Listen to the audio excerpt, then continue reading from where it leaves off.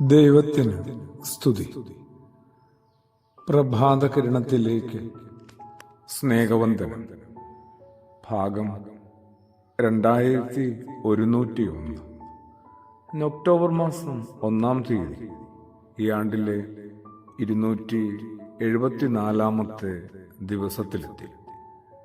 അങ്ങനെ ഈ ആണ്ടിലെ 10-ാം മാസത്തിൻ്റെ ആദ്യ ദിനമാണ്.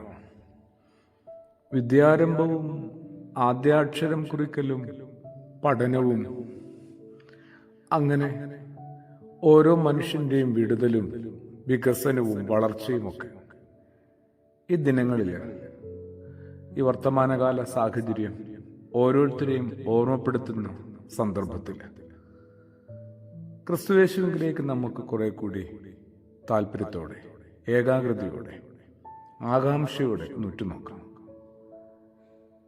ക്രിസ്തുയേശു ഇങ്ങനെ പറഞ്ഞിരുന്നു, നമ്മളോട് ഓർമ്മപ്പെടുത്തിയിരുന്നു, നിങ്ങൾ എന്നിൽ നിന്ന് പഠിക്കുകയും അതൊഴികെ ബാക്കി എല്ലാ കാര്യങ്ങളും നമുക്ക് താല്പര്യമാണ്.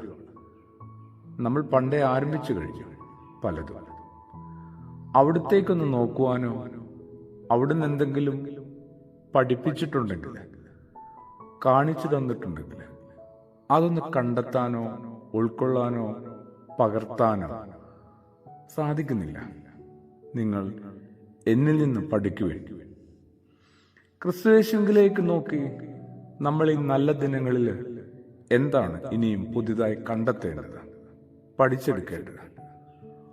ഓരോ മനുഷ്യനും കടന്നുപോകുന്ന ജീവിത സാഹചര്യങ്ങൾ എന്തുമാത്രം കലുഷിതമാണ്, എന്തുമാത്രം സമ്മർദ്ദങ്ങളാൽ നിറഞ്ഞതാണ്, സംഘർഷഭരിതമാണ്.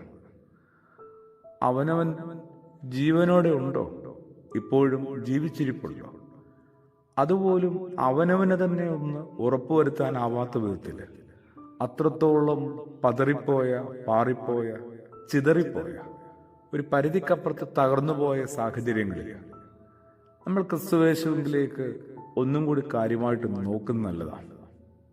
കുരുന്നുകളൊക്കെ ആദ്യാക്ഷരം കുറിക്കാനായിട്ട് തുടങ്ങുന്നത് പോലെ ക്രിസ്തുയേശുവിൻ്റെ സന്നിധിയിൽ നിന്ന്, ആ കാൽച്ചുവട്ടിൽ നിന്ന് നമുക്കും എന്തെങ്കിലുമൊക്കെ ഒന്ന് കണ്ടെത്തേണ്ടേ? അതിലേറ്റവും പ്രധാനപ്പെട്ടത് ദൈവത്തെ അപ്പ എന്ന് വിളിക്കാനായിട്ട്, അച്ഛ എന്ന് വിളിക്കാനായിട്ട് കാണിച്ച ഒരു ധൈര്യമാണ്. അങ്ങനെ ക്രിസ്തുയേശു നമുക്ക് പരിചയപ്പെടുത്തി തന്നിട്ടുണ്ട്.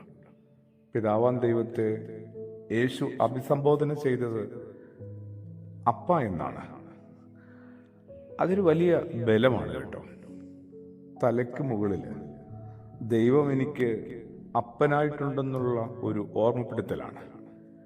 അത്തരമൊരു വെളിച്ചവും വെളിപാടും ഞാൻ കണ്ടെത്തിയാൽ രക്ഷപ്പെട്ടു. ഏതാണ്ട് കുരുന്നുകൾ ആദ്യാക്ഷരം കുറിക്കുന്നത് പോലെ തന്നെയാണ്. ഇനി അങ്ങോട്ട് പടിപടിയായിട്ട് മുമ്പോട്ട് പോയിക്കോളൂ.